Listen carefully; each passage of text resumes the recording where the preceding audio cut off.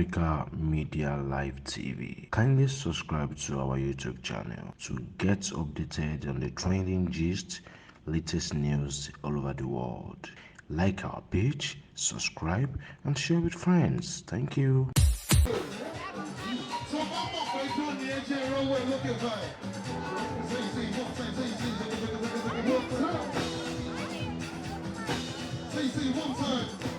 One more time, we want to one more way down the hill.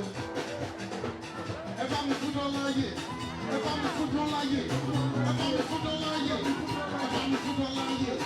You don't know what's okay, you don't know what's okay, you don't know what's okay, you don't know what's okay. If I'm the food on like it, if I'm the food on like it.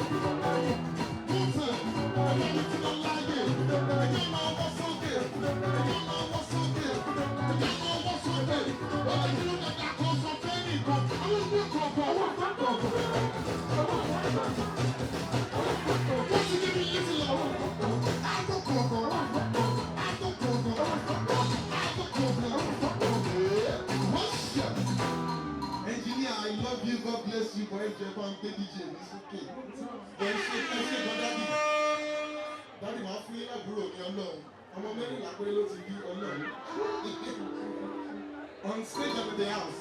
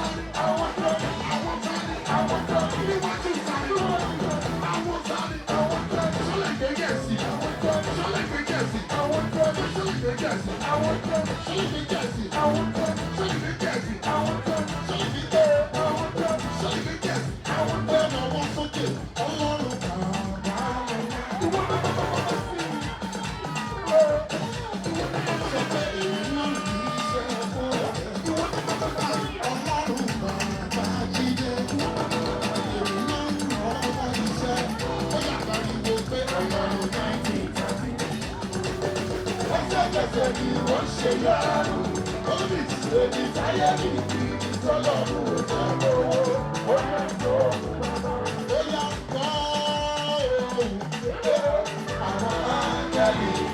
Ó yá sọ̀rọ̀ bí ọ̀gbọ́n pa bí ọ̀gbọ́n pọ̀. Ẹlọ́wọ́ ẹ̀ka ti yẹ ìṣe. Ayé ìyàrá ya ìṣe ìṣìkìnnì.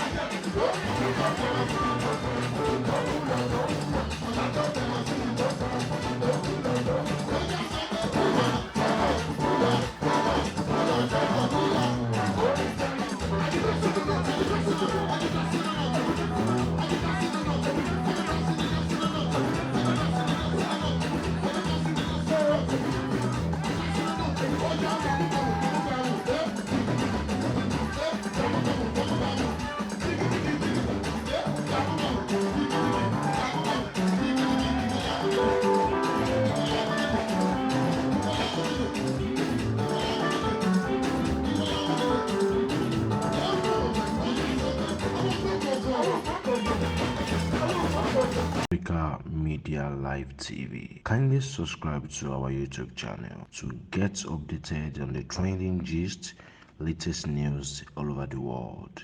Like our page, subscribe, and share with friends. Thank you.